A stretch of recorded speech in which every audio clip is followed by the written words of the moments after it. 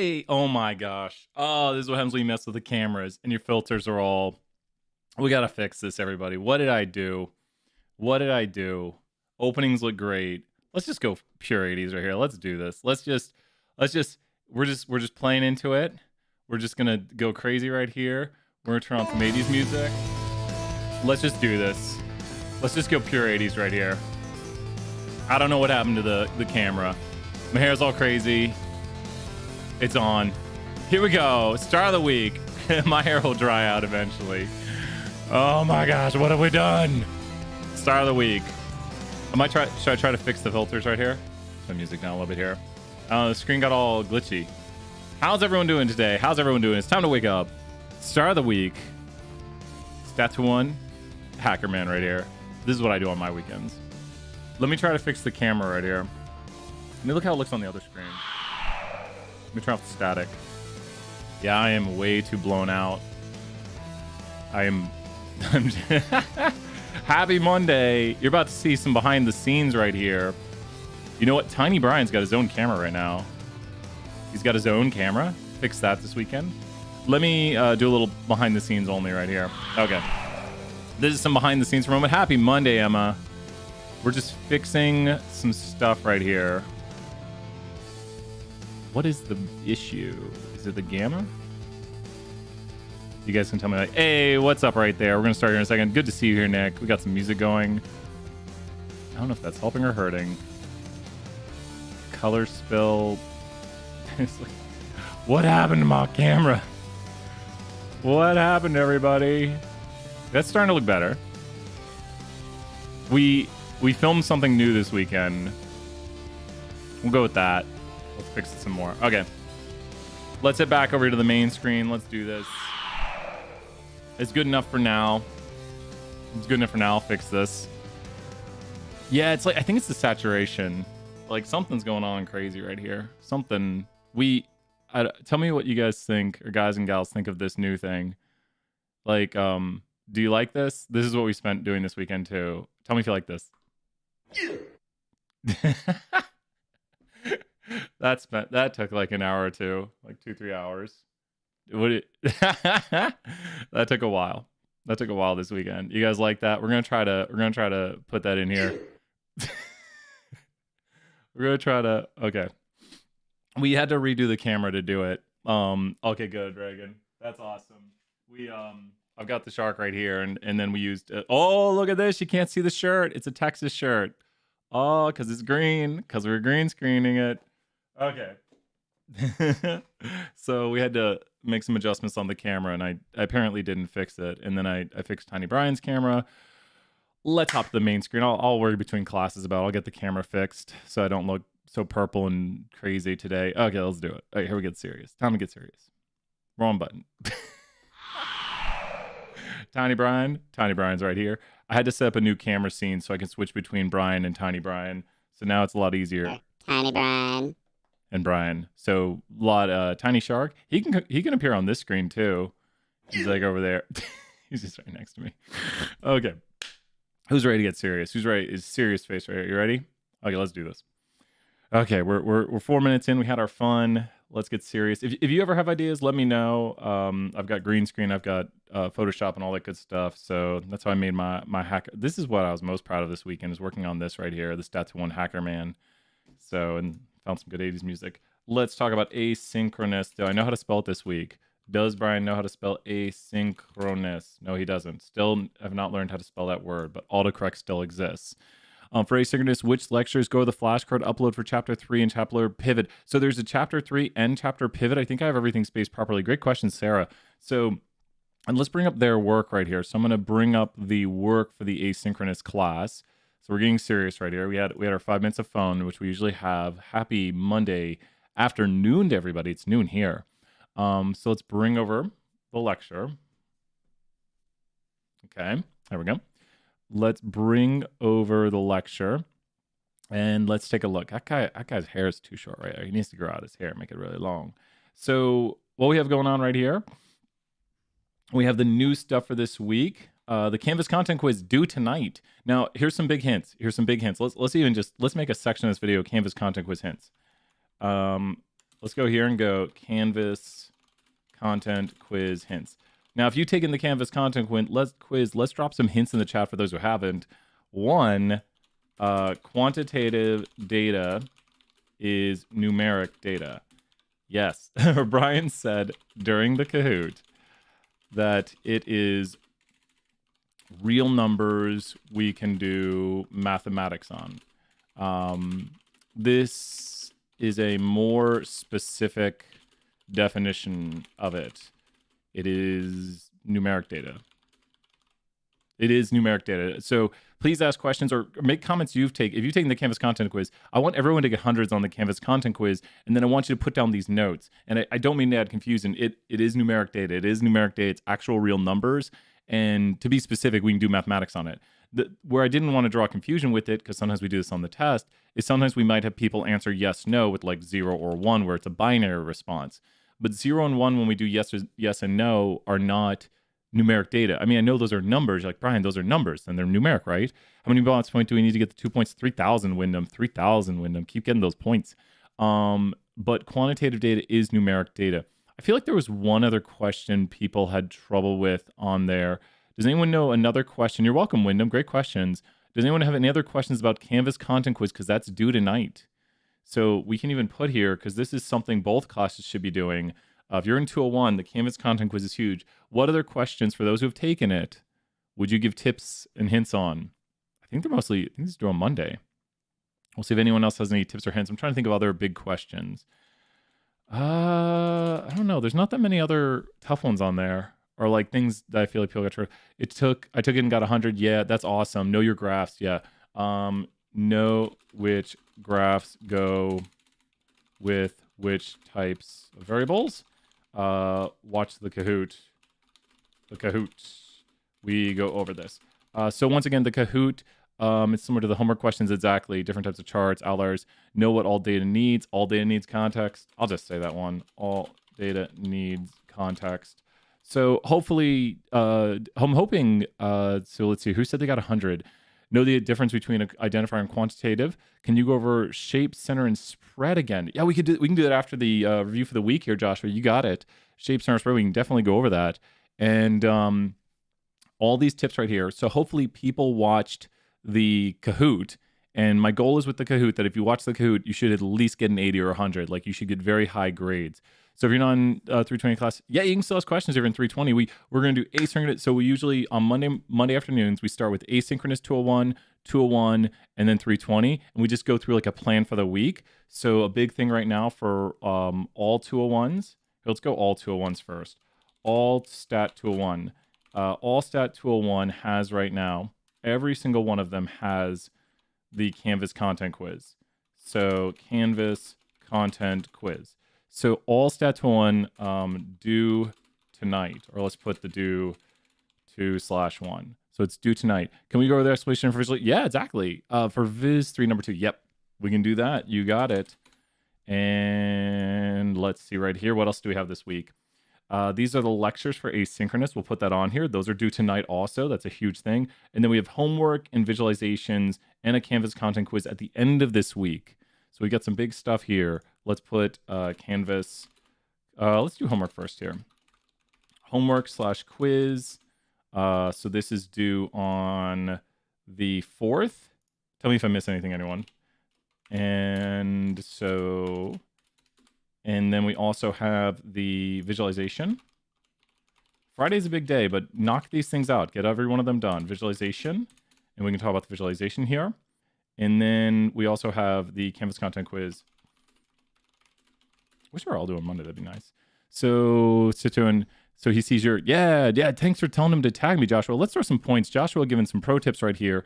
I haven't given any points out yet. Let's throw out 10 points. So remember how to give points. Points, add, plus, viewers. Let's give out 10 points, did I say? Sure. What is another name for a bar chart? Bar charts are bar charts, but Pareto charts are bar charts that have been put in order. Oh, you're welcome. Yeah, you're welcome, Nick. So, and that should give points. Did I mess up the command? So, Mubot, give out those points. I think points, add viewers. You're welcome. Everyone's saying thanks. The points haven't come out yet, have they? I might have to look up the command again. Let me Everyone's saying thank you. No, and I feel so bad that the points haven't been given out. Well, if the points don't give out, we will give out the points. It's points. My says Canvas content is due on the 8th. Let me double check. Ours says right here, are you in our section? Ours says the 5th. Ours says the 5th right here. Have you went over how to do the visualizations in previous office hours? We do have one going over visualization 3, but I will do that. I will do that very soon here. We'll go over how to do it. Tori, are you in our? I believe you are. I know I have a Tori. The 8th is. Oh my gosh, I'm a fool, Tori. Tori, thank you so much, Tori. Let's put this right. Tori, thank you so much, Tori. Tori is 100% right. My eyes blurred. And this is the 8th right here. I know, Josh. I'm so bad, Josh. Everyone's like, oh my gosh. I was like, I thought they were doing Monday. So the only other thing is we have lectures coming up right here. So make sure to get a head start on the lectures. That's the only big difference. I think that covers all of Stat 201. So if you are in the asynchronous, we'll put here asynchronous right here, complete lectures. And this is in this one. So let's go right here for asynchronous. We'll put it right here. So if you're in the asynchronous, I'd complete the lectures and I'd complete the flashcards. Now, the flashcards are bonus. So if you don't want to watch live, you don't have to. I don't know how to spell cards. I don't know how to spell anything. So with this, we have a good plan. It still says the 8th. Yep, I made a mistake right there. I was definitely wrong. The next Canvas content quiz after this one is due on the 8th. Very, very sorry. Let me remove that. I mean, look at this week. This week doesn't look that bad. I mean, we've just got, is this everything I think right here? How are we doing on this, everybody? This is a pretty nice week, right? So get ahead. Not too much work. I mean, Tori is, you know what? Let's bump it to 20 points for Tori helping out. I appreciate everyone correcting it when I make mistakes right here. I'm going to go grab the command again because apparently I forgot how to write it. Let me go grab it. I found the documentation. Tori helping out. Tori was like, she was very certain. I was like, and I was like, I am wrong. Here we go. Here's the example command. Oh, I didn't capitalize it. Really? Let's go 20 points for Tori helping out. So 20 points. And Brian forgot how to, I was writing it so well last week, but Tori helping out. We really appreciate it, Tori. Thank you so much. I am not beyond correction. So just remember that, like, I make mistakes up here. I'm like, wait, so my eyes blurred and you were very, very correct. And I would have had everyone freaking out being like, we have 2 Canvas content quizzes. So happy Monday. Thank you. We're going to do some mega points today in class because I also made another mistake. Oh, so really quick note on that, and I'll mention it at the start of class for 201. At the start of every semester, I try to find students who are falling behind and try to reach out to them. But I made a change on Canvas. And does anyone notice that who's noticed this? Give me a yes or no that when you complete something on Canvas, it doesn't automatically transfer to My Pearson, or excuse me, when you complete it on My Pearson, it doesn't automatically transfer to Canvas. Who's noticed that? You do it on My Pearson, it doesn't automatically transfer to Canvas. So I know that. And so I know that, and I made a change on My Pearson how the gradebook is done, and people had a 5 out of 5. And so they had 5 out of 5 on the homework, 5 out of 5 on the quiz, and then I changed how the points were done because we got an email like, hey, change how the point allocation's done. So I changed it. And I was like, I was looking at the grade book and I was like, why do so many people have a 50 on quiz 1? Like, why do so many people have a bad grade? And I was like, oh my gosh. I was like, no, what did I do this semester? And so I started emailing everybody. And I'd emailed like 20, 30 people in Stat 201. And some of them emailed back, Brian, I thought I was doing okay. What did I do wrong? And I was like, and I looked back and the grade book had updated and they of course had 100 average. And I was like, oh, I'm sorry. I'm very sorry about that. I didn't mean to cause anyone anxiety, and we're going to do some mega points for the class today. So show up early to Stats 1 today if you're in that section, or if you're in the asynchronous, show up for some mega points. And I do apologize to anyone who got that email of me trying to reach out to make sure you're on track, because you are on track. So some people are not on track. So I emailed the ones who are not on track, but we want everyone to do well. Any questions about 201 right now? We're going to do 320 next. It'll be pretty quick for 320, so don't leave 201. Probably 320, we're just going to talk for about 3-4 minutes. They don't have that much to do this week. It's a nice week. Who's my 320s? Any 320s in here right now? I think Zoe, are you 320? It's so good to see her. I start to get to know everyone's names pretty well. My hair is crazy today. So which one is the pivot chapter? Pivot chapter is not due this week. Let's go and see with asynchronous when pivot is due. Great question right there. So let's go find the pivot chapter. There's pivot. It is due next week. I would start on it. So it should be online. So you should see lecture pivot. Oh, did I make a mistake? Did I make a mistake how these are organized? Oh, no. So flashcard, upload, 3 lecture categorical variables, understanding and comparing. And then did I make a mistake? Did I not upload pivot yet? Maybe I made a mistake. No, there's pivot. You know what it is I put the bonus for pivot on the wrong, because I wanted to spread these out evenly. So the bonus for pivot should be on the next Monday. Thank you very much. You know what? Another 10 points to the viewers. That is an error on my part. I'm trying to spread these out evenly, and this should be on the following Monday. There we go. Fixed right there. Thank you, everybody. So we already have the max. There's going to be things even higher than that. You can still do the flashcards. I think they're a great way to learn. But what I wanted... You're welcome. Tiny Brian can appear like that any second now. Fix that this weekend. Mubot is busy today, and very sorry for this. And thank you for anyone who caught. If you ever see an error, please email me. I give someone 500 points for catching an error. So with the asynchronous class, I am creating all of this material. I have created all the way up through the test 1 material, and I'm making sure all the material's accurate.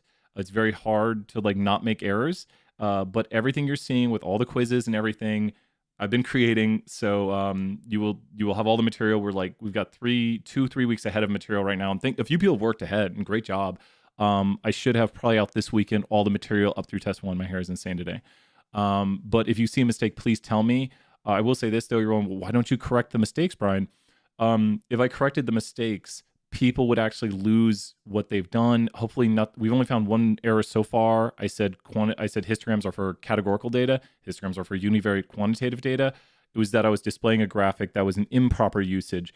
So if there are major mistakes, I might re-upload it and might try to figure out some way to give people credit for it. But hopefully there's not any major mistakes. I've been reviewing these things, but it's so hard reviewing your own work.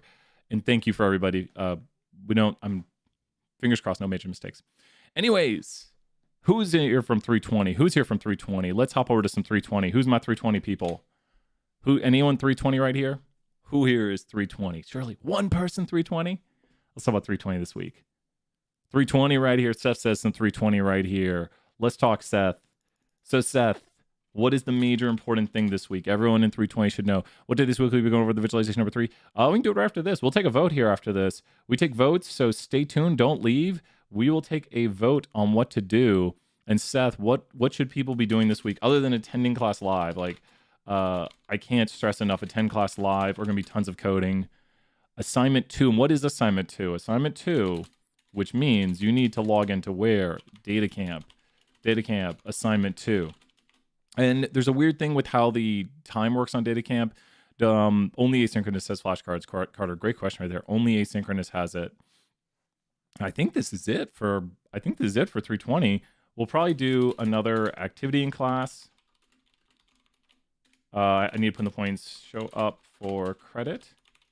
So we will do an activity, show up for credit. Remember, I'll have a form posted. I'm going to get that set up that you can just easily click the form, but the activities are mainly just being there, showing up, filling out the form, attend class live. You're going to get a major portion of your grade by attending class live. We might even do some of the data camp maybe on Thursday and Wednesday. How would this sound for my 320 crew?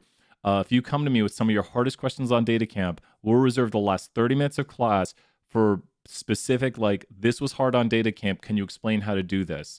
So we're going to go through some intermediate R questions on data camp on Wednesday and Thursday. And let's put that Wednesday/Thursday. Brian will go through intermediate R questions on data camp and explain them. Post these in the Discord. So post your activities. I think they're 10% of the grade. You might say, Brian, do you not know your own classes? I teach a lot of classes, and I teach 320, 201, 207, 474, going to be teaching 475. So a lot of times I'm like, I think activities are this percentage. I mean, I wrote the syllabus. Activities are, no, Brian is wrong. Oh, wait, no, there they are. They're 10% of the grade. And they're just basically attendance, no attendance. So if we decide to do the live videos, yep, you're 100% right, Sarah. You can get your full extra credit by watching the live videos. Watch the live videos, get the full extra credit. And you, Sarah, you are living testimony to you can get your extra credit if you attend live. And so everyone, if you're watching, Bailey getting points right here. I got Maya getting points. Keep watching, keep interacting, get those points. And I do throw out points just randomly during the live lectures. So excellent work. Sarah's just leading the way. It's awesome. Excellent work, Sarah. So you already have your full 2 points for the semester. So for anyone at the end of I wouldn't want someone at the end of the semester to be like, oh, I'm just gonna try to get all my points during the last 2 weeks. I wouldn't use that as a plan. Sarah's been doing an excellent job. I know, right? And there are higher tiers, but let's just say the amount of points you get to let me tell you my plan. Who would like this? Okay, so real quick here, and then we're gonna take a vote on what to do next. So I know. So the highest tier right now is 2.0 points. And then the next tier is 2.1 points. And I was thinking the next tier would be this. Who would like it if these are the next tiers up? Who thinks this is what we should do? We should have tiers that go even higher, and I'll just make them as high as people get. No, Josh says no. Josh is like, no tiers that go higher. Josh doesn't want that. I can't give you 100 in the class if you get all the points. There has to be, the goal is basically 2.0, but there always has to be a next goal. There always has to be something above it. There's always has to be something above it. This is just when you play a video game and you prestige it, in a video game, if you go to prestige mode, it's basically the bonus, it's new game plus. You know what I might do? I will do this.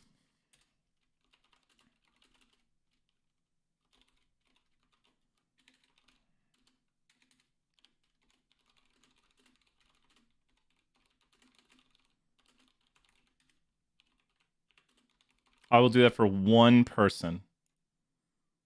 I will do that for one person. What does everyone think about that? One person. One person. One person in each section. So could be you. Could be you. But don't so I think it's a good plan right there. One person. I gotta remember this. And I will say this, usually the people get two. I know. Well, Sarah's in one section. So there's other sections. Let's take a vote right here. So what are we going to do now? You're here. It's your office hours. We've had a lot of fun. Let's go to the poll. What are we going to do? We've talked about what we're going to do this week. Let's do, someone said shape, center, spread. To give your answers on what you want to do right now. So if you give your answers, what do you want to do? I think someone said visualization 3. There's Viz 3. What do you want to do right now? We've got a few options to do. It's your office hours. You get to pick. We often do votes when we have a lot of people. So that way we can kind of do it democratically. Any other choices? BS 320 coding. I'll just put that on there. Wyndham's all ready to vote. Wyndham is all ready to vote. Mary, you can win some Kahoots. And if a lot of people show up to Kahoot, you could be the big winner. Let me go. No one else has given any other options. We're going to start the voting. Okay, the voting has started. You can vote now. So remember, it's !vote. People are doing it properly right there. And so go ahead and vote. Get those votes in. We'll give it just a tiny bit of time. We'll put on some more 80s music. Let's go 80s here while the vote comes in. Let's do this. I'm going to overuse this effect now.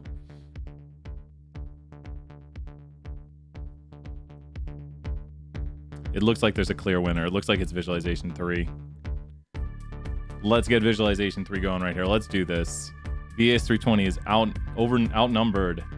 Let's do this. What was the next show that Hackerman was on? That was what is it called? Someone else is gonna beat me to it.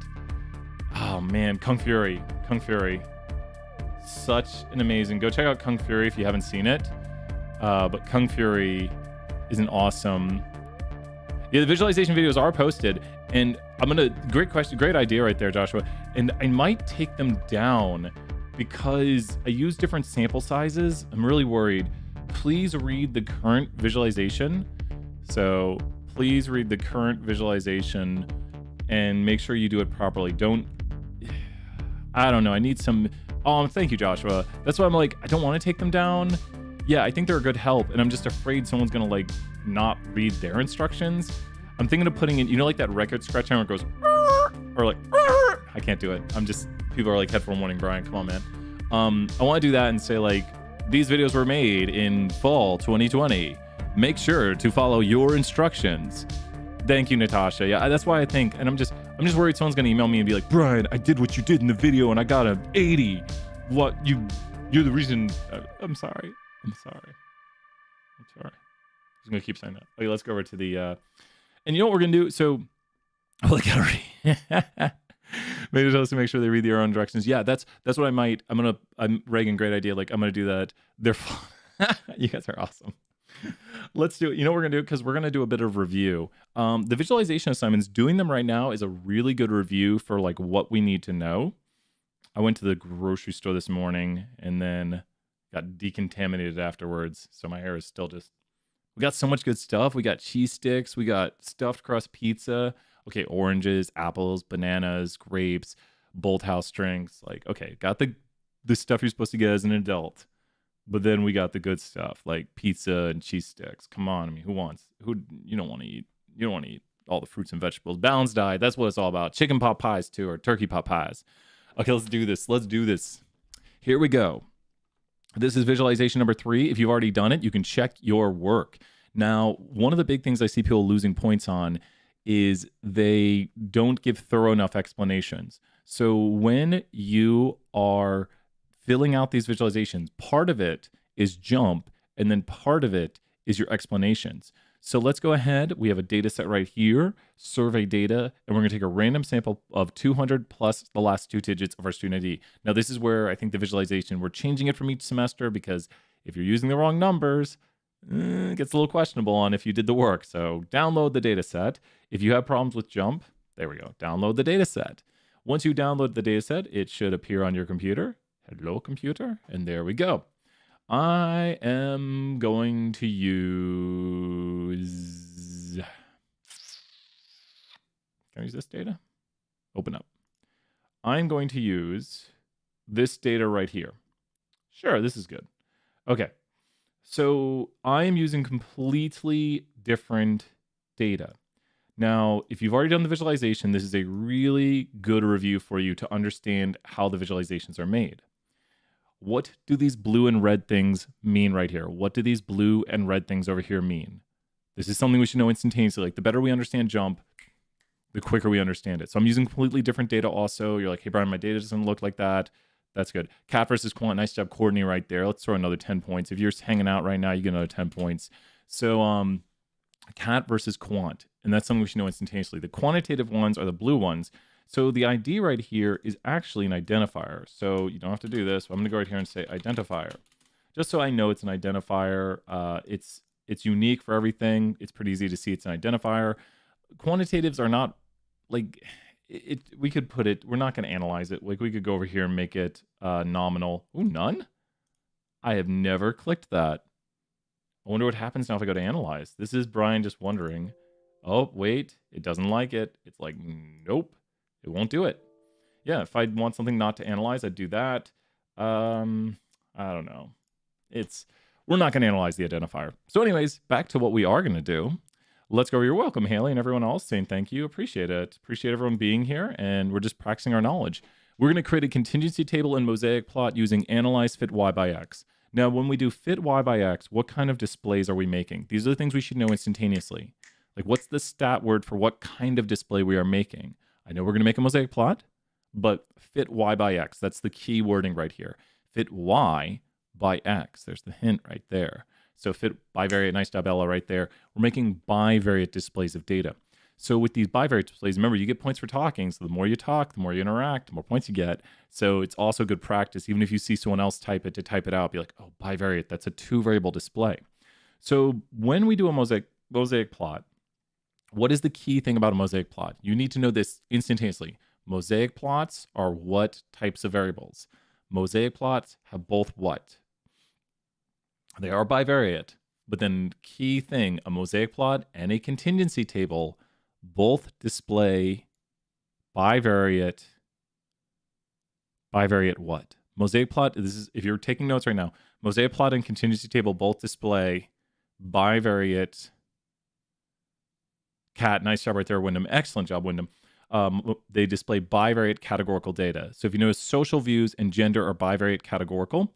And so we're going to go here, not to the points sheet, and we're going to go analyze fit y by x. And then we're going to take two categorical variables. Like, let's see if people, ooh, this will be interesting. People's recycling habits tell us if they've gotten COVID tested. So you notice we have two red ones right here, and it says we're going to get a contingency table with a mosaic plot right here. This is chapter 3, Bailey. Excellent work. So what do you notice right here? Who were the most likely people to get a COVID test? Who are the most, I don't know why that went away. Who are the most likely people to get a COVID test? This is not much of a difference right here. There's small differences, but who are the most likely people to get a COVID test? So look at the yes and look at the no. And the most likely people to get COVID tests were those who what? Recycle what?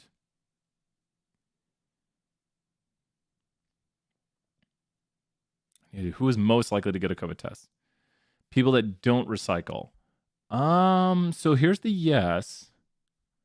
So we've got always, these are the people who look to most likely get a COVID test, and these are kind of your least likely group. Now, these differences are not that pronounced. I'm going to try to find something better. You know what? I think I do have something better. Let me get some better data for this, because I want to... 2 seconds. I thought I had better... I know I had better data on here.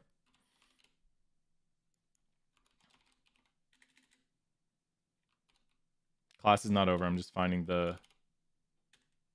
Oh, I know how to get it. 2 seconds. I'm going to have to export a CSV real quick. Don't leave! I can look when the viewership leaves. It's like I start doing this and everyone leaves. I'm like, no! Give me 20 seconds. Start the clock. 20 seconds. And survey. Oh my gosh. Data survey 10. There we go. Write dot CSV. Survey 10. And let's go stat survey dot CSV. Got it. Okay. Stat survey. Got it. Okay, we're good to go. Copy, paste. Good. Got it. Okay, we're back. Was that 20 seconds? Hopefully it was 20 seconds. Okay, this is a much better data set right here, and I need your help to tell me what to analyze. Sure, we can only do handedness, significant other.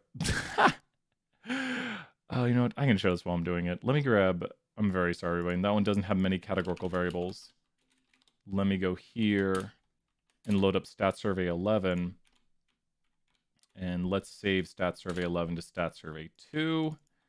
Let's go grab it.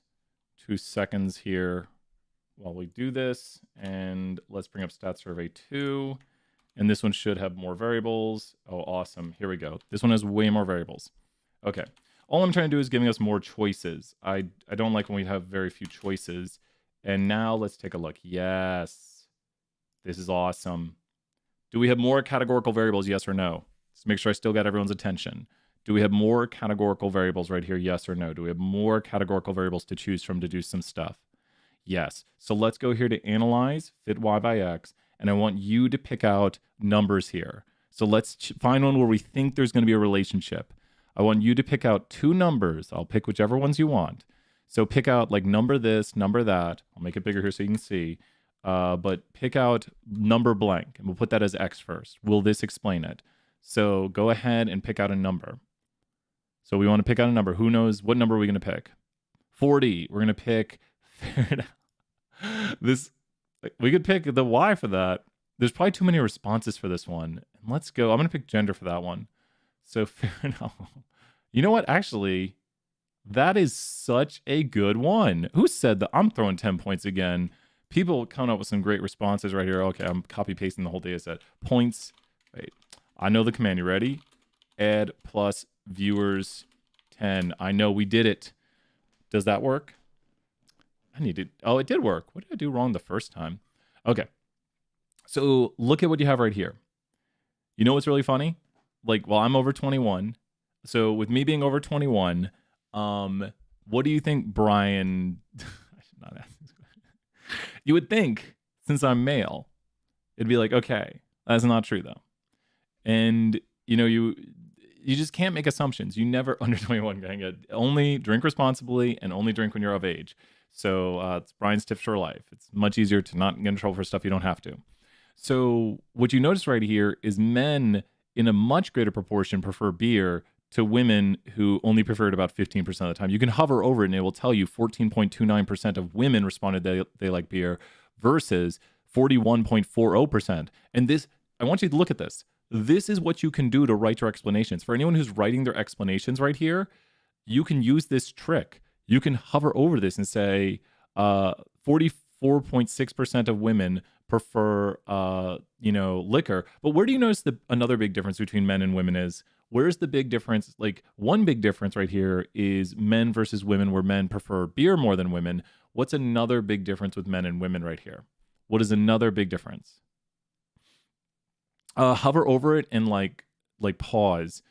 I think it'll do it. Yeah, if you so women prefer wine more than men. Yeah, it was 17% or 17.5% of women responded they prefer wine, as opposed to right about 5% of men responded. In a report, I would write these numbers 4.91. I'm going to give the exact number in a report, but if I'm talking to someone, I'd probably say around 5% of men responded they prefer wine. I'm not going to say 4.91. It's much easier to understand 5 or 1 in 20 men.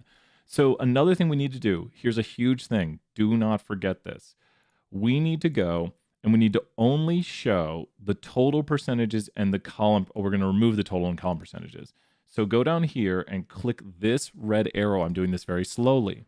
And you're going to remove the total percentages. So here's one thing we're doing. And then you're going to remove the column percentages, which is right here. The red arrows are where your options are at, and it should look like this now. You should have count and row percentage. And what do you notice? So if someone said those numbers were not appearing for them, what do you notice about this number right here, this 41.40? What do you notice about this number right here, this 41.40? That is the percentage of the what? That is the what percentage? This is what we're covering later today. That 40.40% is the percent of what? We call this a conditional display. Keyword right there, men who prefer beer. And so it's kind of like a frequency display. The percent of men who prefer beer. Nice job, Kirsten, right there. Exactly. This is given someone is male, so we're doing a condition right here. What percent of the time do they prefer beer? And you can see it right here. This is this portion of the data.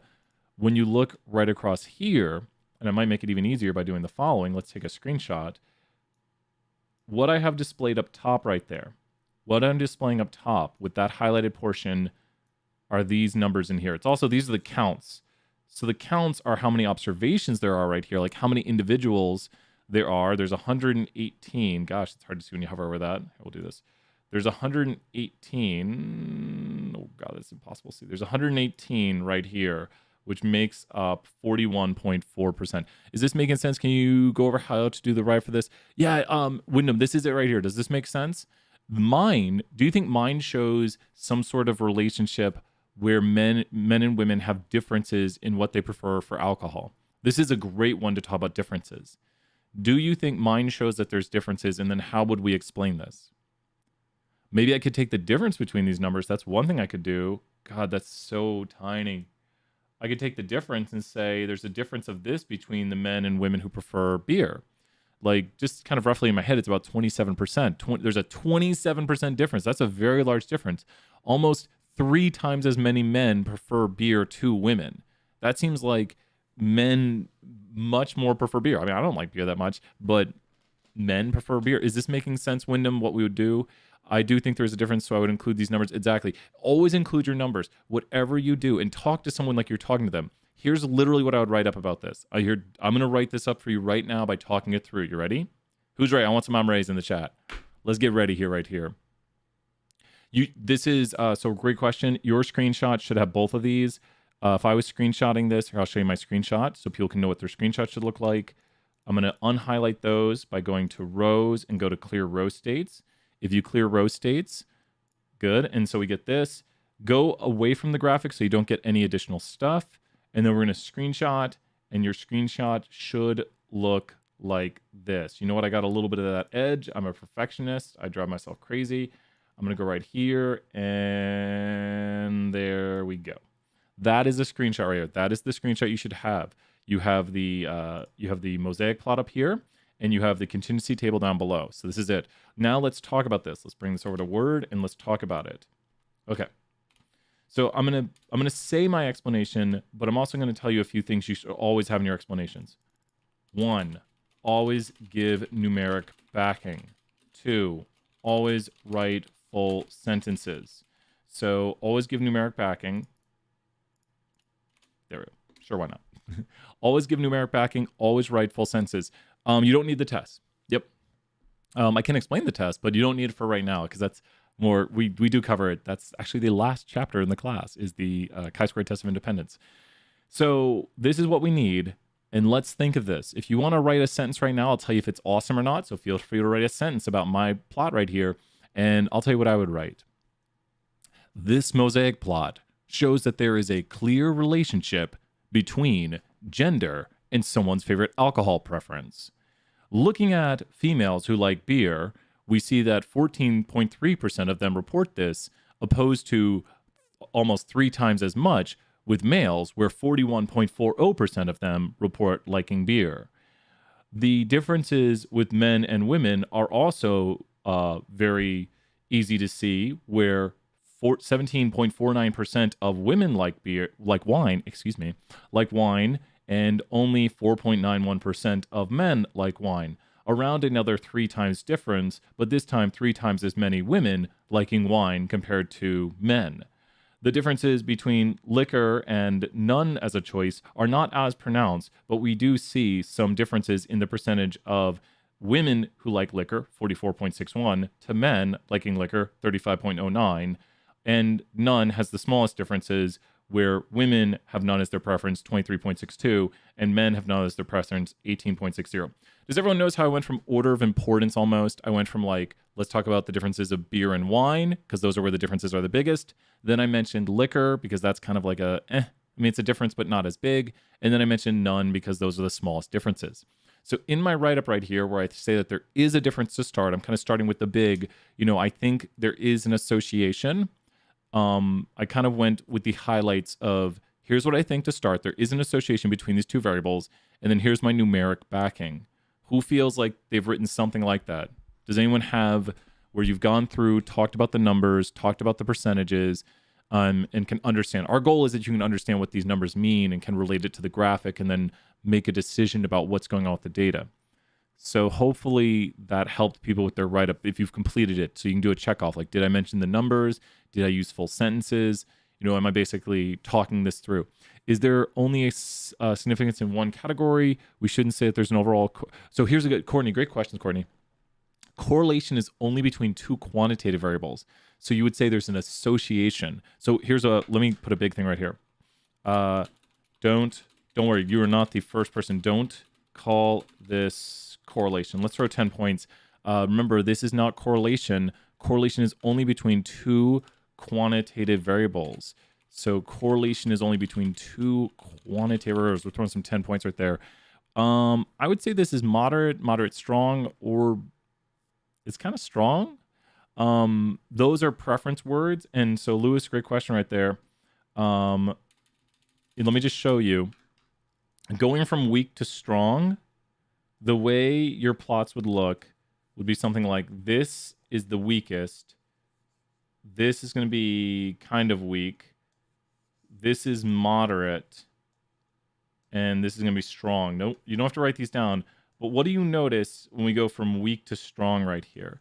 Going from weak to strong, what changes about this graphic? Like when you go from weak to strong right here and you have a mosaic plot.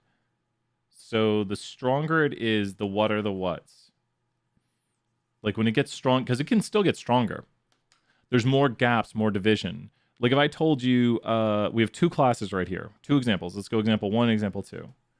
These are my examples from class. I'm stealing my own examples. And here's test A and test B. And here's the people who pass, and here's the people who fail. And here's example 2. And here's test A and test B. So in pass and fail.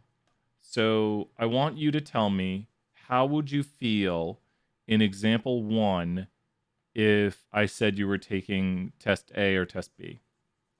Look at example 1 right now, and I want you to tell me, how would you feel in example 1 if I told you you're taking test A or test B? Like I say, you're taking test A and someone else is taking test B. How would you feel? How would you feel in example 1 if you take test A and your friend takes test B? You'd feel good. You'd at least know that you both have about the same chance of failing. Does that make sense right here? Because very few people are passing this. I mean, apparently it's a very hard test. But does everyone see in example 1, it's pretty equal? Like the people who fail test A and people who fail test B is the same. There's no association. Like given you take test A, you have the same probability of failing as you take test B. But in example 2, given you take, what if I tell you you're taking test A? How would you feel in example 2 if you're taking test A? Example 1 is fair, but everyone fails. Maybe I should make it so everyone passes. If you're taking test A in example 2, exactly, I'd be very upset. I'd be like, wait a minute, can I have version B of this test? Everyone's passing version B. So when would you say that there is a strong association? You would say there's a strong association when knowing the X variable gives you information.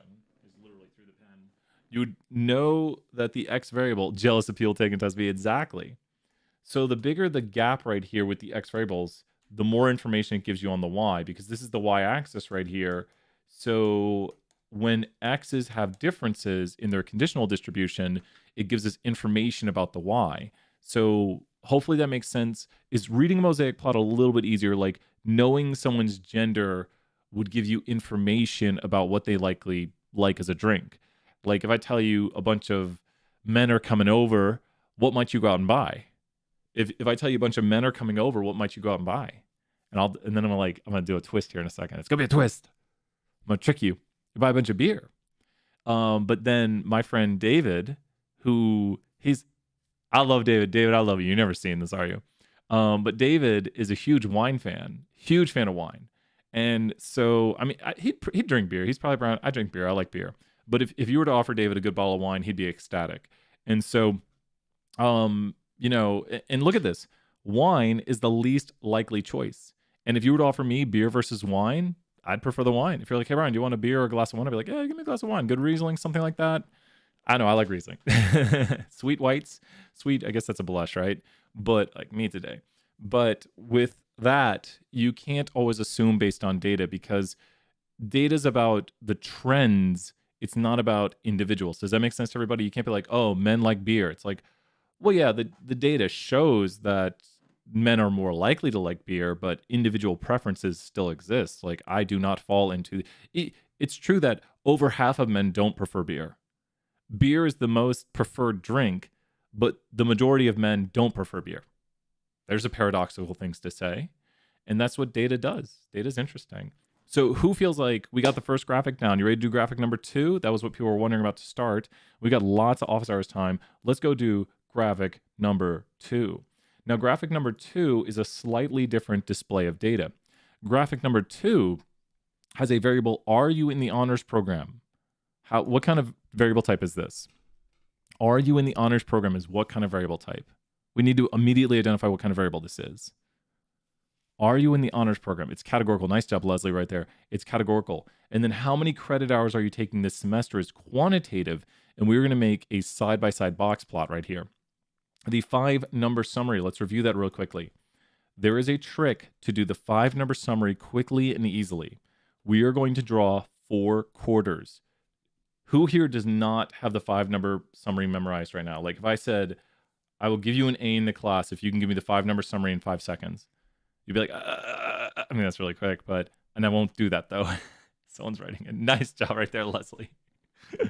Let's throw some points for Leslie right here. It's just Mega Mondays, mega points. I got to slow down all the points, but you know what? We're doing it.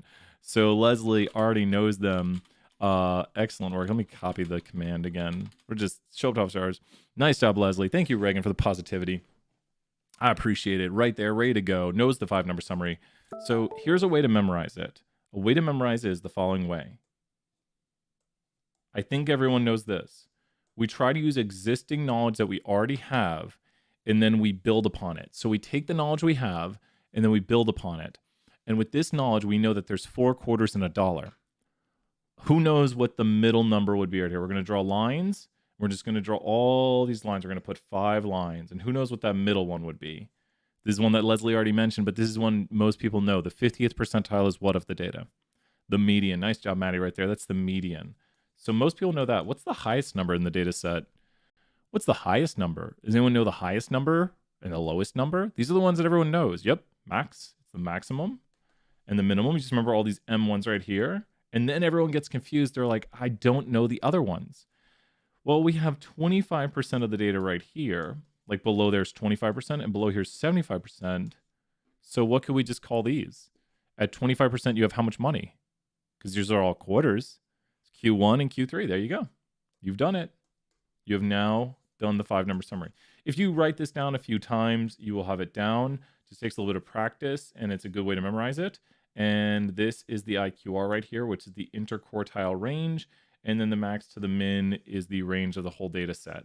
So kind of some good stuff to memorize right here if you draw this out, do your own drawing of it. But you can see the IQR. The IQR is also the box of the box plot, and you can also see the range. So have this down. We're going to need this knowledge to talk about box plots here. Let's go make some box plots. So to make box plots, we need a categorical. We're going to go to graph builder. Okay, what categorical are we going to take? Everyone did awesome. The last example was really great. What are we going to take for a categorical variable? The last one everyone took was really awesome. Like I thought that example worked really well. We found a really interesting relationship. One that was statistically significant, I believe. I've seen enough graphs. That was statistically significant. While people are thinking about what variable to take here, I'll put more on the screen. We need a categorical one. And that was, yeah, super significant. Ridiculous. I didn't even ask. X11 and X9. Let's take a look. Which ones are those? Thank you very much. Oh, so Courtney, good choices. But if we're doing side-by-side box plots, so I'm going to let you pick one of these. And why can we only pick one of these for side-by-side box plots? Courtney, good choices. But we can only use one of these for side-by-side box plots. And why? So we have X9 and X11. So that'd be interesting to look at, right? We could look at that next. But if I made this, what would this be? Courtney, right on track. Great job, Courtney. So Courtney, great answers today. That's right. If you use 2 categorical variables, you would get a mosaic plot and contingency table.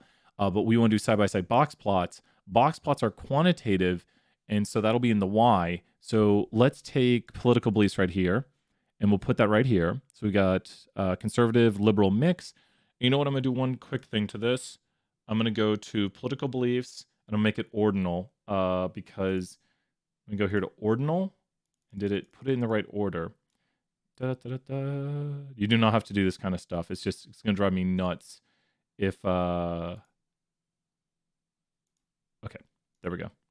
Now they'll be in the right order. You don't have to do these kinds of things. I don't want to make a graphic that I'm not happy with. So now it's going to be in order. So this is now an ordinal categorical variable. It's still categorical. Okay, so Courtney, what will be the thing that we'll look at to see if there's a relationship between someone's political belief and their what? So to make side-by-side box plots, we need to look at, is there a relationship between someone's political belief? And you're like, you probably see a lot of them. You're like, ooh, no, can't use those. Wait, fastest car speed? Why is that? That's quantitative, but I don't know why it's that. Don't pick fastest car speed. Which one are we going to pick? I need someone to pick another variable. What number? Because this will show side-by-side box plots need a quantitative variable. What should we look at with political belief? So remember, when you use side-by-side box plots, you need a quantitative Y, because box plots are quantitative. 14, what is 14? Facebook friends, who's more social? Let's find out. So now we have these aren't really violin plots, what they look like. I guess these are dot plots. I don't know. Don't make this graphic right now. Make that graphic. Okay. So what do we see right here? It's very interesting. we do see differences. And I'll do a full statistical analysis at the end to see if there really are differences. But we definitely see some differences right here. Let's go here to the 5-number summary. And then, so just if you see where I clicked, there's a 5-number summary button. I have a quantitative Y and a categorical X. Very important now, hit done. And we have it. I'm going to stretch this graphic so that the words are not really, let me make the words smaller. Yeah, it's good enough. I'm just a little bit bummed with how close that is to the edge. Cool, look at that. There we go. That's what I wanted. I didn't want the words right on the edge, so I went down here and grabbed the axis, and you can kind of control it right there. You don't have to just, yeah, help me do it from start to finish. You ready, Courtney? So I'm going to do it from start to finish. We go to Graph. We go to Graph Builder. Now we go here, and we take a categorical variable and put it on the X. Make sure to use your variable and use your random sample. Please note, everybody, I did not take a random sample for this. Please use your random sample. Please use your random sample. Then you're going to take a quantitative Y, like number of Facebook friends, and put that on the Y-axis. So it should look like this right now with an X that's categorical and a Y that's quantitative. And then you're going to click the box plot button right here, the box plot button. And as soon as you click that, it'll go to box plots. I'm then going to click down here to the 5-number summary. Let me make this bigger so everyone can see. 5-number summary box. And then I'm going to click done. And then I'm going to stretch the graphic so it looks nice. You might not have to do this, but I'm just kind of working with the graphic. Is this looking good right here, Bailey, now? How's everyone looking? Please, if you're here and you're asking questions, you get to control the conversation. So who's got something like this right now? Do we have some? Yes, I've got something like this, Brian. Like, who's with me on this? Were you able to achieve this, Bailey? We're slowing down right here. And please take your random sample. Please take. Maddie's got it. Maddie's looking good.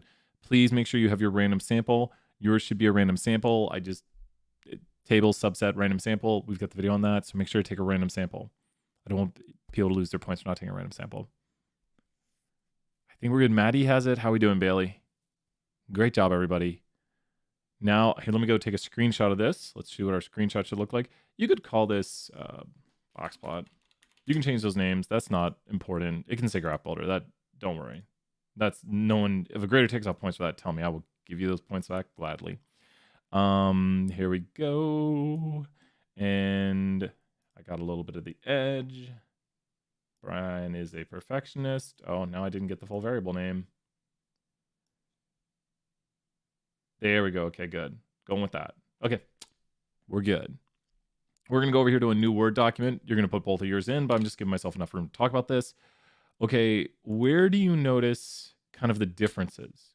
Who notices key differences in this graphic right here? Probably the biggest difference to me is going to be the what's in this graphic. What are the big differences and what should we call this? And someone was asking about shape center spread earlier, and we're reviewing shape center spread now. This is a review of shape center spread.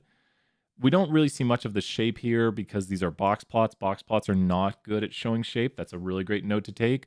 Box plots are not very good at showing shape. Histograms are better at showing shape. Where do you see the differences in Brian's box plots? The shape is pretty hard to see right here. There's outliers. All graphics have outliers, with the most extreme being people with a mix of views where someone has 3,000 Facebook friends. The other box plots show some outliers, with conservatives having someone with 2,401 Facebook friends, and there's an outlier for liberals who has 1,976 friends. But where do you see the differences right here? Where do you think Brian notices the biggest differences between these box plots? Where do I notice the biggest differences between these box plots? Really? Where do you notice the biggest difference between these box plots? This is what we should shape center. Shape center. Where do we notice the biggest differences between these box plots? No, good question, Ella. That's where we're going to go right now. And the medians. So the median is this value right here. Does this make sense, Ella, that this is the median? So 50% of liberals have 502 or less or more Facebook friends. So it's like if you took all the people who are liberal and you lined them up and you said, how many Facebook friends do you have? The middle person in order would have 502 Facebook friends. If you took all the conservatives and put them in order, the middle person would have, my data for the credit hours versus hours has a ton of outliers, and I did a random sample. Yeah. It might mention that. It might have a ton of outliers. you could have a lot of outliers right here.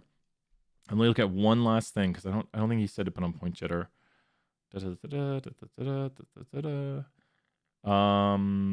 Yeah, you can make it for, you need to click the icon, include a short write-up. Yeah. Okay. So it definitely can have a lot of outliers. If you want, Courtney, here what I'm gonna do, just so I can check. Courtney, I appreciate you staying this whole time and asking the questions. Let's go look at the data right here. Is this what is your data called? Stat1 survey? No. Let me find out the name of your data. I'm gonna take a look at which one you guys have. You guys are using Stat1 survey data and you're using 17 and 15. Okay, let me go get that data. Stat1 survey data. So, and 17 and 15. So analyze, fit Y by X. And you can't use this one because obviously I'm not taking a random sample. So, that'll do it, but they want us to do it via Graph Builder. So 17 is honors program and 15 is credit hours. And then you should get something. Whoa, that does look crazy, right? Yeah, that does. Oh, and then you can open back up the menu, but I forgot to put in, I mean, I want to make sure people get it right. I don't want anyone to worry about, did I do it right? Yours is going to look something like this right here. Oh, this is really interesting. I want to comment on this for a moment. Yeah, this is how yours should look. This is really something interesting happened right here. Okay, because people are probably seeing this and super confused. Does everyone notice where the median is? Where is the median for both of these? Which kind of makes sense. Where is the median for both of these? Where is the median for both of these? Where's the median for both of these? The median is the same. They both have the same, but then look at where the median's at. It's on top of Q1. So let's do some important notes right here. Let's write down what all these things are in these box plots. So we're switching back to this graphic. This is the minimum value. This might help a lot. Tell me if this helps after this. This is the maximum, the highest point. This is Q1 right here. This is the median. And this is Q3. This is where outliers start. It could be the minimum, but this is where outliers start. So it's not really a 5-number summary thing, but it's start of outliers. So because there's numbers above it, it's a fence to tell us where outliers start. Does everyone understand how the 5-number summary is shown on the box plot? And there could be numbers lower than that line, but if there's no numbers lower than that, that is the minimum. Looking at your graphic, which looks a good bit different, notice right here that this is not the minimum. Does everyone see that this line right here, it might be hard to see, I wish the lines were thicker. This line right here is not the minimum. What is the minimum for this group? The minimum for this group, Reagan, good job right there. The minimum for this group is going to be what? 4. But what is the minimum for yes, because there's no outliers, is going to be 12 because there's no outliers. So it looks like the honors program has more variation in it, shown by the I should not be explaining this one. So I'm gonna let you drop some hints. I don't want to fully explain this one. Everyone's like, no, don't stop, Ryan. I mean, don't stop. No. You know, what we see right here is my first graphic has differences that are more pronounced between the whats. My graphic over here has differences that are more pronounced between the whats of the distribution. My first one has differences that are more pronounced between the whats. And I would mention these. I would mention what I'm seeing. I'm going to numerically mention them. I'd say, looking at the box plots, nice job there, Caitlin, that'll be centers. So the center of these graphics are the medians. Great job, Caitlin. So I'd say, you know, looking at the box plots, there are clear differences between the centers of the distribution where conservatives have on average, or the 50th percentile for friends, Facebook friends for conservatives is 700. The 50th percentile for people with a mix of political views is 628. And the 50th percentile for liberals is 502. It seems conservatives are more likely, or on average, not on average, that the center for the distribution for more conservative individuals is higher than the center of the distribution for people with more liberal viewpoints. Variation in spread is more minimum. And to get the variation in spread, who can tell us what the IQR is for one of these groups? This is a good thing you should know instantaneously. Who knows what the IQR is? You should know how to find this like that. Who knows what the IQR is for one of these groups, what is the IQR? And once you know how to find the IQR and you can find it quickly, you're really good at finding it. Exactly. It's all Q3 minus Q1. So every time you see Q3 minus Q1, it's just the IQR. It's just like the range. If you notice, I was showing the range in red. Nice job, 625. You are right, Zora. Nice, Zoya. You are definitely right. It is just, this one is 625 right here. Please correct me if I'm wrong, but I think, great job. There we go. So it's just the range of those numbers. How far are those numbers apart? I don't think we see, looking at the other graphic, the one people want to hear more about probably, what is there is a difference. Well, look at the IQR here. What is the IQR for this group? What is the IQR for honors program? For those who are practicing, what is the IQR? 1.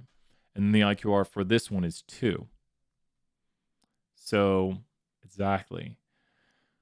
Make sure to mention the numbers and make sure to mention the key differences you see. But I think people have this down. Who feels like, does anyone feel good on this? We can do another topic. Got tons of time. I think we did a really good review of visualization number 3. And we talked about some shape center spread. You feel good on it, Reagan. Nice job. And I really want to say a big thank you to everyone. Like, we are working really hard. Like, and the world is on fire. I don't really appreciate it. I see so much. I look at the teacher Reddit, and I understand it's crazy, and I'm lucky to teach online. Like, I'm super lucky to be teaching online. I can't imagine if I was teaching like 2nd or 3rd grade and I've got little kids running around. I'm like, hey Johnny, put on your mask. But come on, don't. Okay, you sneezed on that. We need to clean it now. Oh man, you have a fever. I need to send you home. Call your parents. I can't imagine. I live in a different world. Oh, thank you so much, Kaylin.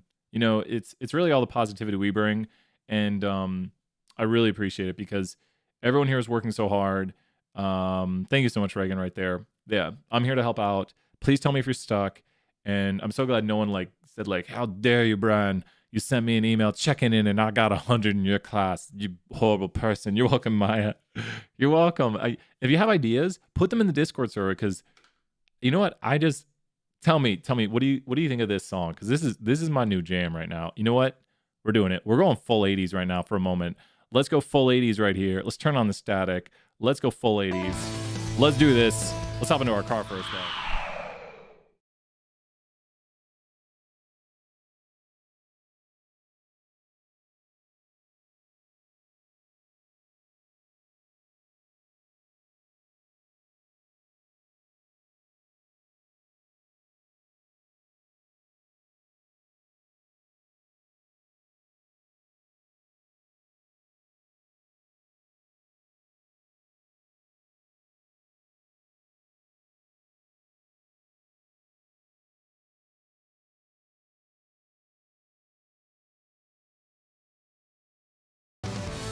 Okay, we're back. Okay, I didn't put an audio track on this one yet. Oh yeah, let's do this. Let's hop back here. Someone says I'm confused on what the box means in the correlation to the dots. So let's hop back here. Let's talk about that. I think there's some data camp questions. Did I not see this? Did I? Let's do this. Let's hop back. Let's get serious. Okay. We're back here getting serious. You love it, Abby? That's awesome. This is what I do in my spare time. Okay. I'm confused on what the box means in correlation to the dots. Okay. We're going to explain. Let's do this, Ella. We're going to explain box plots totally. And then Jocelyn's got a question. I know I saw something here. I'm stuck on data camp exercise. It keeps timing on saying something about an infinite loop. How do I fix this? Jocelyn, email me. Let's get that fixed immediately, Jocelyn. Thank you so much for messing about that. Send me an email. And we're going to figure out what's going on. Take a screenshot of it. And Caitlin helping out too with the dots are the outliers. So here's what we're going to do. We're going to start from scratch right here, and we're going to draw a box plot. So if you're wondering what are these box plots, and you'll hear this during class too, because I'm going to go through the notes. We're kind of ahead of the game right now. I just love that song. It's my jam. Oh, Peyton, I do remember you. Did you see? We just went full 80s, and I had to fix something. I had to fix the audio, but we went full 80s mode right here. We got tons of stuff. Peyton, so good to see you. Thank you for swinging by. I appreciate that so much. It's just good to see everybody. Love it. So Peyton, everyone give some shout outs to Peyton if you're in the chat. Show Peyton your points. You know what? Points for Peyton right here. Former student coming by. All this positivity. Peyton, if you're here right now still, you got some 10 points. And everyone else getting some points. Okay. Who's ready to talk about box plots? Okay. What the heck are box plots?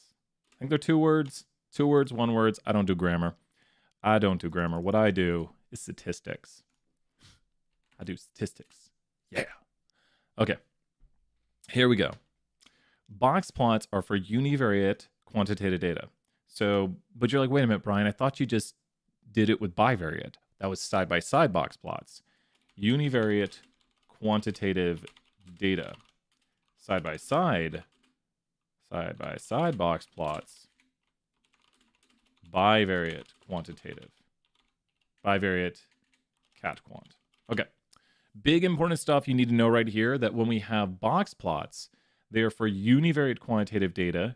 Side-by-side box plots are for bivariate data right here. So we got univariate. Let's color code this, and then let's talk about these just to make sure people can see the key differences. Univariate, bivariate, and categorical data. We'll put that in green right here.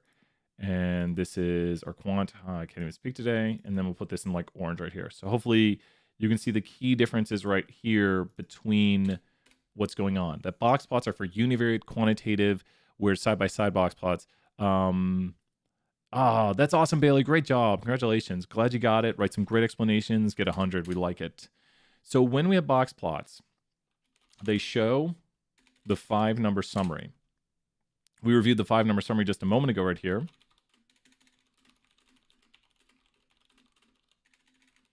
And not as great at showing shape versus histograms. Okay.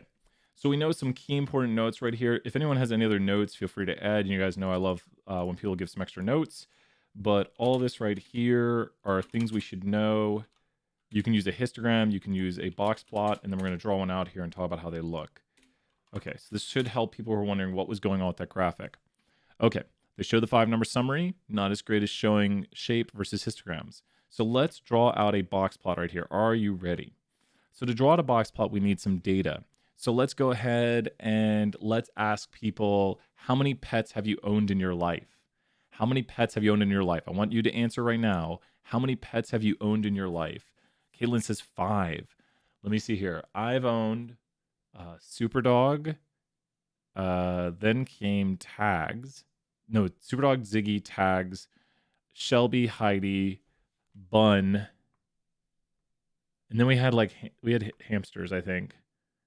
I might be forgetting. I think 7. We've got Morty. His nickname's Bun, but his real name's Morty. So, like Morty Low. Here we go. He's a good one. Except when he nibbles on socks. So, he's a bunny. He doesn't know any better. He does bun things. So many doggos. Yeah, so many great dogs. We never had a cat. Well, what was his name? Pete the cat? I think we had 8 because I lived with my uncle.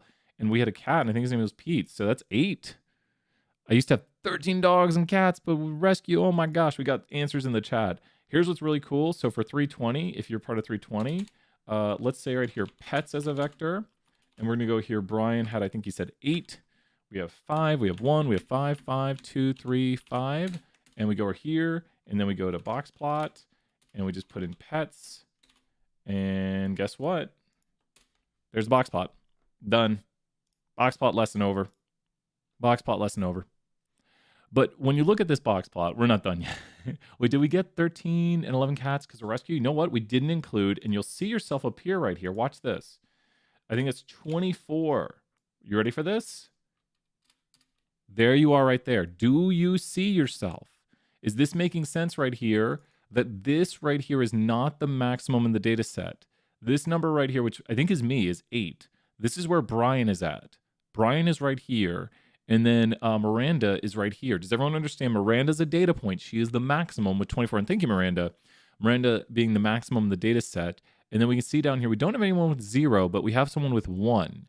Can everyone understand what's being visualized right now? Does this just make sense what happened with this data as we talked about it and we added Miranda?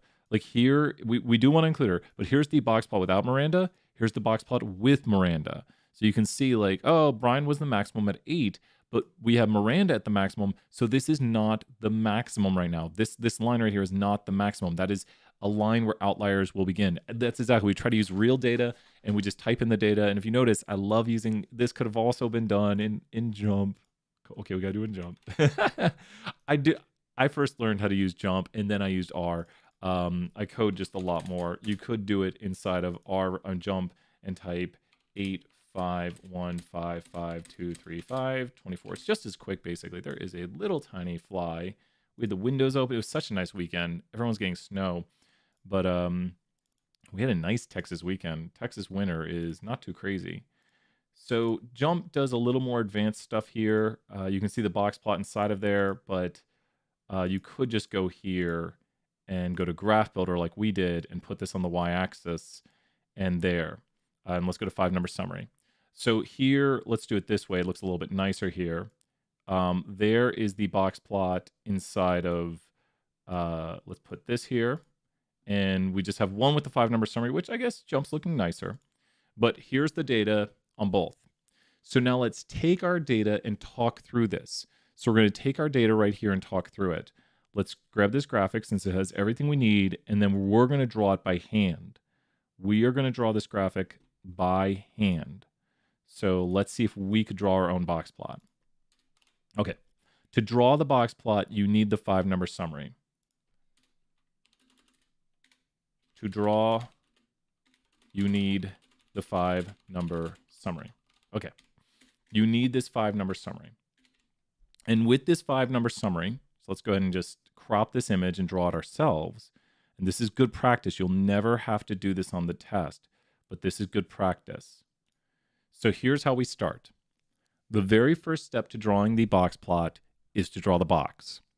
Where do you think the box goes from? If we put a number line down here, 0 to 25, let's do it in blue. Did anyone notice where the box went from? If you're following along and know these answers, you're doing an excellent job. You're not meant to know them yet. We haven't covered them in class. But where did the box go to in the box plot? Where did the box go from? There. Where? 5, 10, 15. Oh my gosh, I cannot do it. 5, 10, 15, 20. Good enough. Where was the box in the box plot? Where is the box in the box plot? Q1 to Q3. Q1 to Q3. So we're going to go here where 2.5 is, because this is Q1 right here. And we're going to draw our box here. This is our box, the box plot. So we're going to go here to 2.5, and we're going to go up to 6.5, which would be right about there. There's the box.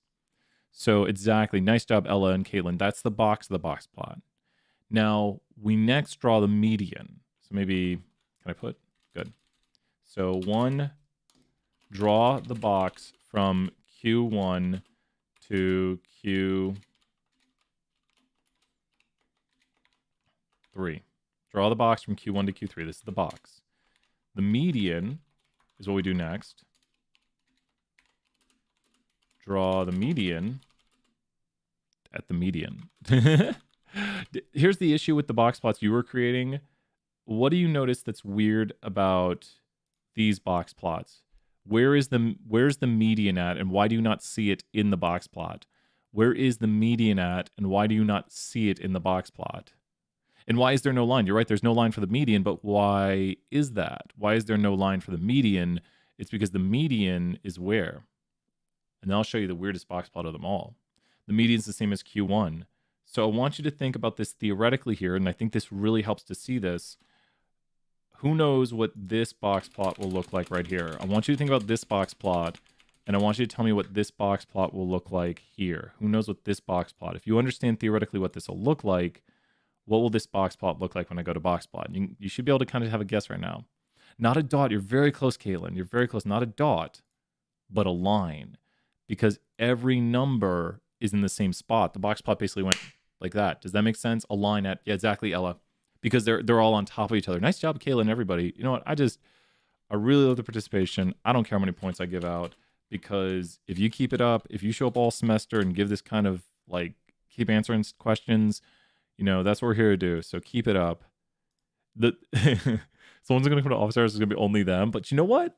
If they're the only ones here and answering questions, getting those points. Let's go here and put the median. The median is going to be right here. So we're going to put the median right there. Now, this is where box got squished. Box go squish. What's the fox say? That's old. It's old stuff. 8 years old. Cow goes moo. Surely people know that reference. What's the fox say? Draw fences. Going 1.5 IQRs. It's not gonna be fun. Above. Oh wait. Okay, good. Above Q1, Q3, and below. See, I would use stuff like that, but we'll get copyright claimed on that. Oh, people don't know what's the fox say. Look up what's the fox say after this.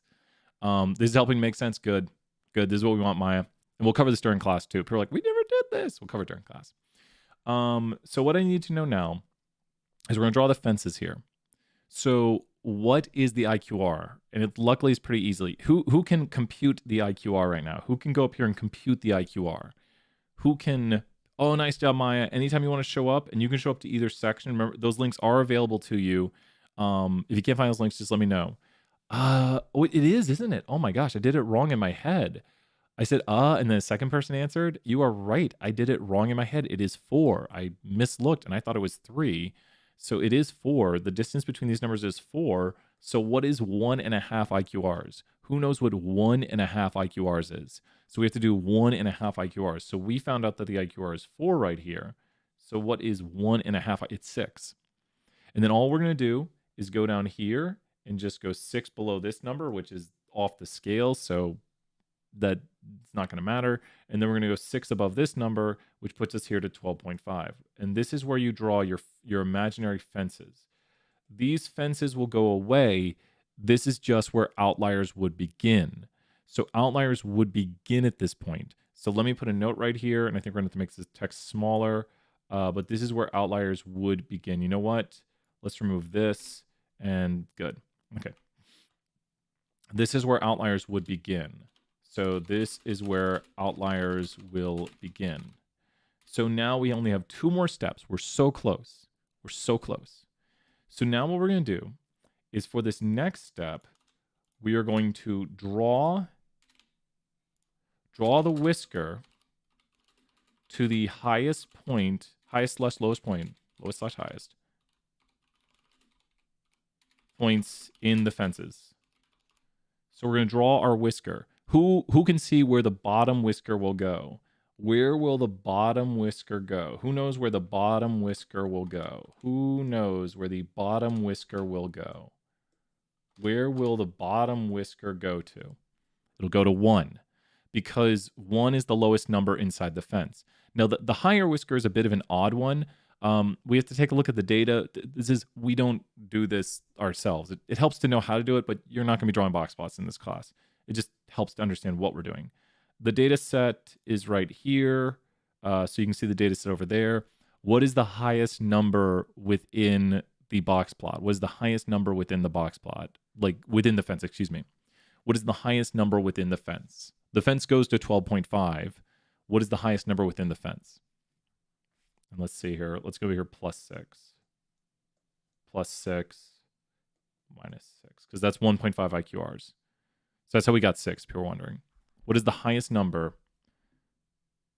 You never have to draw these out, but it helps to know how. What is the highest number within, like, that's not an outlier? What is the highest number that's not an outlier? And that's where the whisker will go towards. 2. Don't know? Sometimes I worry chat broke. So there's the data up there. What is the highest number that's not an outlier?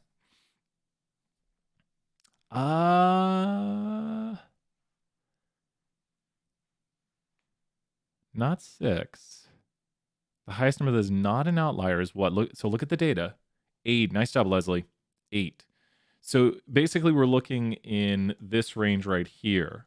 Does that make sense to everybody? We're looking in this range. So don't worry, like we slow it down here. Does everyone understand? This is the data. These are the reports we had from people, like how many pets they had. So I said 8 pets.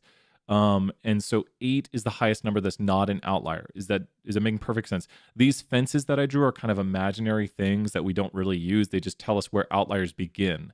It's going to tell us when is something an outlier when it's outside the fence. Does it make sense what a fence is? Fences, they just tell us where outliers begin. You go above the fence, outlier. You go below the lower fence, outlier. That's all the fences do. We're going to erase them here at the end. So is everyone good on that? The next step will be much easier than this step. And don't worry, the computer does this for us. We don't actually have to do these things. So all we're going to do now, oops, don't worry, delete them.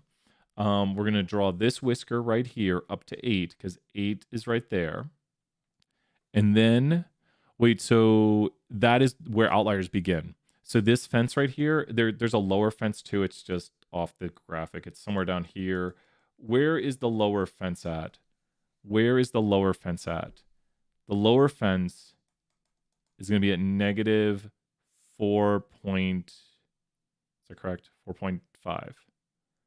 And the upper fence up here is at 12.5. Because we're going 1.5 IQRs below, and we're going 1.5 IQRs above. Does that make sense? Good question, Al. This is where people usually get tripped up on these steps right here. And once again, computer does it for us. As long as we understand how to read box plots, we're pretty good. But yeah, so we have right here. Next, all we do is the last step: draw outliers. Draw outliers. Outliers as dots. So remember how we had this dot at 24? We just put a dot right here. And that's the dot for the outlier, and then erase fences. Draw outliers and erase fences. Is this making more sense to everybody now that we went through these steps? Hopefully it makes a little bit more sense. Like the highest point that is not an outlier was Brian. The highest point, I think Maya was the one. We can also erase these right here, but this is our box plot right here drawn on the numbered line. And so you can see the highest point that is not an outlier is this one, but this is the maximum in the data set.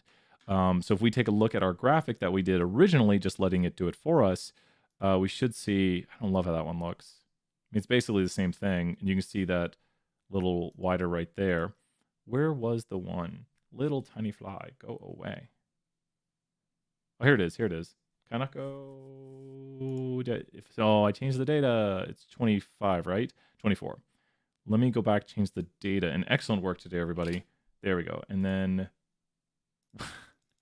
darn it. Dang it, Bobby. Okay, there we go. And then let me go back to the control panel. Let me start over. I'm going to make it horizontal too. I just like drawing mine horizontal when I draw them. Pets, and that needs to go here. And then box plots, and then done. And let's see how similar ours looks. Did we draw it basically the same? I think we did a pretty good job. That we basically drew it using the 5-number summary.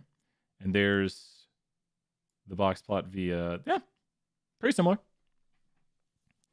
These 6 spots up from the, exactly.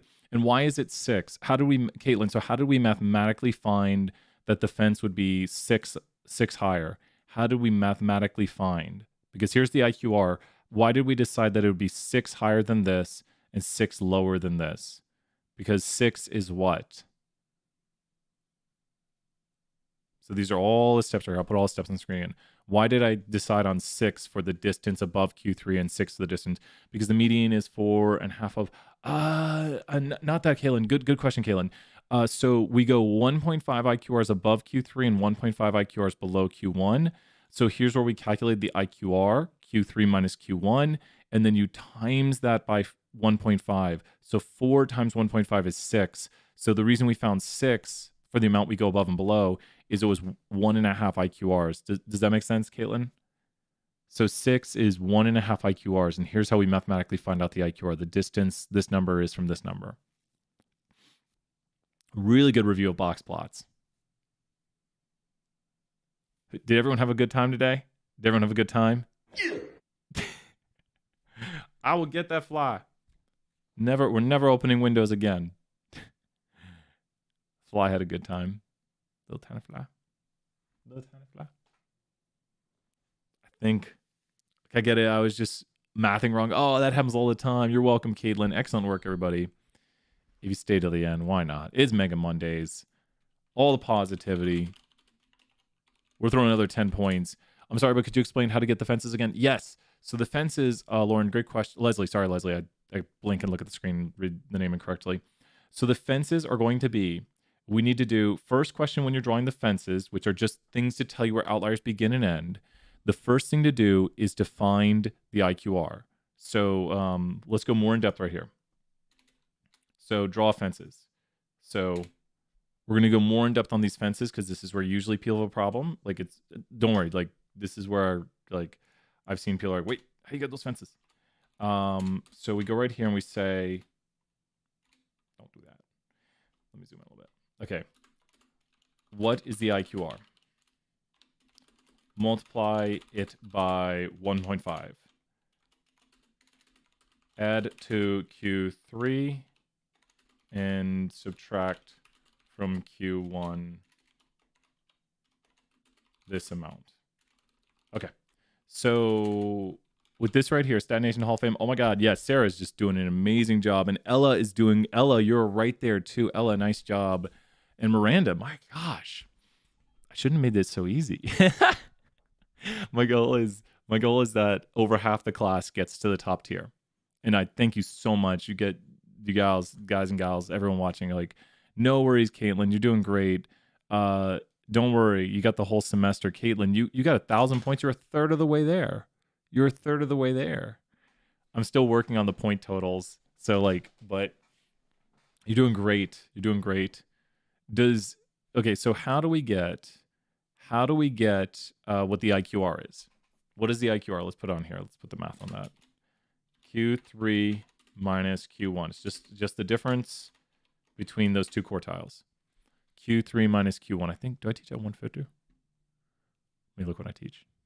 I'm going to look at my schedule. I teach at 150. Cool. I got time. Exactly. So Q3 minus Q1, that is 4.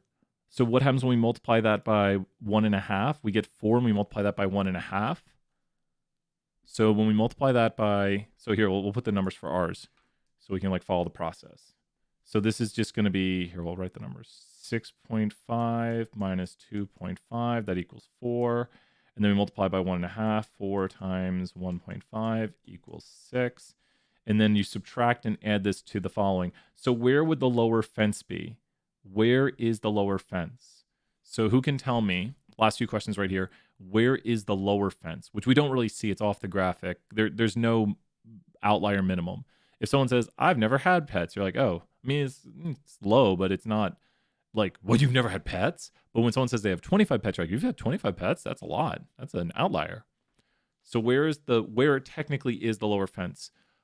I think you got, I think right. No, double check the mathematics. Let me check, Caitlin. I might be doing my math. Caitlin, I think you're right. Caitlin's right. I just did it in my head. I fixed it. And since Caitlin corrected me in a good way, like definitely we're getting 20 points. I don't care. It's end of class. And Caitlin is right. I made a mistake right here in what I wrote. Caitlin is correct. It's when you go negative, it's easy to make mistakes. Nice job, Caitlin. Thank you so much. I do make mistakes. The best thing to do is do it on the calculator. And there's the answer. Double check your work. Very easy to make mistakes, especially if you're doing it in your head and you're just like, it's 4.5, right? I mean, 2 and 4 is 6. But the halves, we forgot the halves, or I forgot the halves. You did not forget the halves. So stay to the end, get the points. And I think that's got it. Does everyone see Caitlin took 2.5 minus 6 is equal to negative 3.5. That's the lower fence. And then the upper fence is going to be 6.5 plus 6, and that is equal to 12.5. And that just tells us where outliers began, and that's why we drew a fence right here-ish, or we drew it right here-ish, and then the lower fence is off the screen. That's just a good question, Bailey. Some statisticians decided to do that. Leslie, excellent work. Glad to hear that. So, Bailey, the answer is stats person said to do so. Sorry, that's like the worst. I'm gonna get that fly. This is the last thing I do. It's like this is all the tiny fly. We let Bun go outside this weekend. He has an RV. Bun has an RV, and we bring his RV outside. It's a cat toy that's a cardboard box type thing, and he loves it. It's got like a scratch thing in it, but Bun just bites at it. And Bun just, and so I'm like, Bun drove his RV outside, and we had the door open. It was so nice, but a little tiny fly got inside. Thank you, Jacob. Hey, we have fun. If you're in 320, we'll be live for 320 in 15 minutes. So with that, everybody, you know what? We're gonna play another 80s song right here. We're going classic 80s. Let's do this. End off here with some 80s. It's been a good office hours, everybody. I got a new thing of way of ending. Let's do it right here. We'll go out with some good music. Bye, everybody. We'll be back. Bye for now.